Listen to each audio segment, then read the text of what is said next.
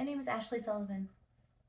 The presentation you're about to see was created utilizing tangible art, psychological ideas, folklore, and historical characters. I hope to present an entertaining skit with the help of my friend Vlad. We would like to provide some insight into the use of vampires in children's entertainment. After high school, I attended Columbia College in Chicago, where my major was puppetry, spectacle, and design. Now, 15 years later, I'm back in school and I have put my puppetry skills to use. For this final creative project, I chose to create a vampire puppet with inspiration from Prince Vlad III of Wallachia and the Dracula character perfected in the 1992 movie Bram Stoker's Dracula. I am presenting a character with a history of actions not suitable for children to learn about, read, or view. I did this to create a cognitive dissonance and to keep you adults engaged. Vlad is a rod and hand puppet. His skeleton is made from recycled styrofoam and packaging. His other materials include paper mache, tape, glue, felt, fabric, paint, synthetic hair, and costume fangs. I am not a ventriloquist. You will see my mouth move as Vlad speaks. Hopefully, with a little imagination, you will be able to follow along with our conversation. I am the mother to a 5-year-old child who loves all things spooky in this world, including her black velvet cape and pretending to be a bat. However, horror, monsters, blood, and gruesome death are far too graphic and mature for a child of her developmental stage. It is with my daughter in mind that I present this project, a skit where I have a dialogue with the Vlad puppet, and we discuss what characteristics of vampires are allowed to be present in children's entertainment and why. I hope you enjoy it. Thank you for tuning in. Oh gosh, hi. Hello. What are you doing here, Vlad? I was just out looking for a bite to eat. Well, I'm pretty busy looking for tips to get kids to eat their vegetables.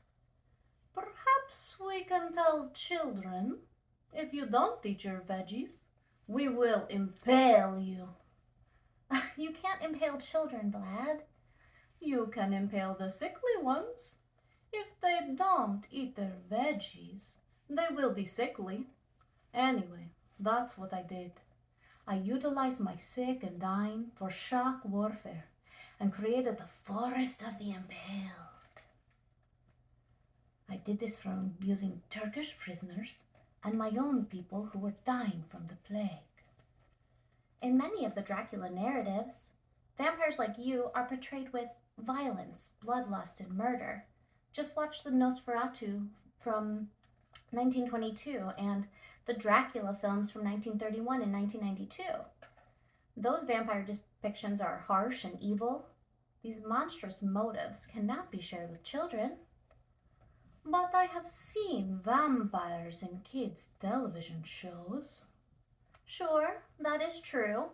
But in these programs, we omit the bloody truth of how you sustain your immortal life. Only certain characteristics can be conveyed, such as physical traits and supernatural powers. Surely, you tell the children of my rich history, protecting the people of Wallachia in 1462, sending my people to the mountains, killing much of my livestock and burning the crops to keep the Ottoman army away. No, Vlad, they are not told any of that. And why not? Well, for the same reasons we don't tell children what you have for dinner, Vlad. It's too graphic. They will be scared. Perhaps we need to scare them. Or I could use my mind control on them. Make them my familiars. They will do my bidding if I desire it. I feel like that's not such a good idea. Maybe we can convince kids to eat their veggies by giving them some positive conditioning through children's entertainment. Maybe the show can feature a star vampire like me.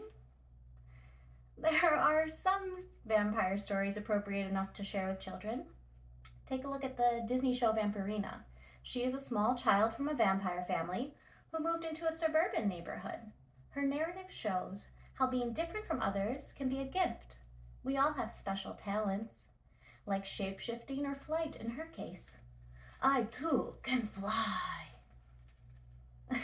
Yeah?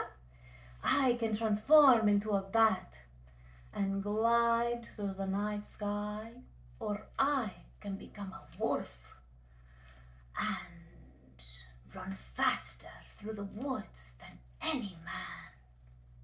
I know the powers you possess, Vlad. Folklore, myths, narratives, and novels have said you can shapeshift, control minds, affect dreams, fly, live forever, regenerate, have supernatural strength, survive bullet wounds, and stabbings. Yes. But you also have some weaknesses, like you cannot go out in daylight, or you will burn up. You must sleep in a coffin with dirt from the land where you were killed. You avoid crosses, silver, mirrors, bright lights, and the blood of the already dead. To truly kill a vampire, one must drive a stake through the heart, behead them, and burn them to ashes. You know too much about this. And, how ironic. A stake through the heart is the way to kill you because, all the impaling. This is troubling. The good news is, most children do not know about your weaknesses or what could kill you. Death is usually omitted from the narrative of vampires in children's programming. Why is that? Well, according to the well-known study at the University of Wisconsin by Harrison and Cantor in 1997, children's brains are not yet able to process frightening and unsettling images, even if they are make-believe. They say, and I quote, undesirable behavior could also develop as they grow older, with some having trauma and anxiety disorders well into adulthood. There are also cases where subjects succumb to phobias or developed an unhealthy interest in the occult and paranormal. End quote. I do not wish to cause the young ones drama. There's plenty of entertainment out there for kids where the vampire characters create a space that is safe to explore the paranormal without trauma. These are television shows and movies? Yes. My first experience with a vampire was through Sesame Street. Count Von Count is a purple-skinned, mysterious, but friendly vampire-like Muppet on Sesame Street who is meant to parody Bela Lugosi's portrayal of Count Dracula from the 1931 film. I know him. We are from similar stock. He has a softer aesthetic, made of plush felt and squishy filling.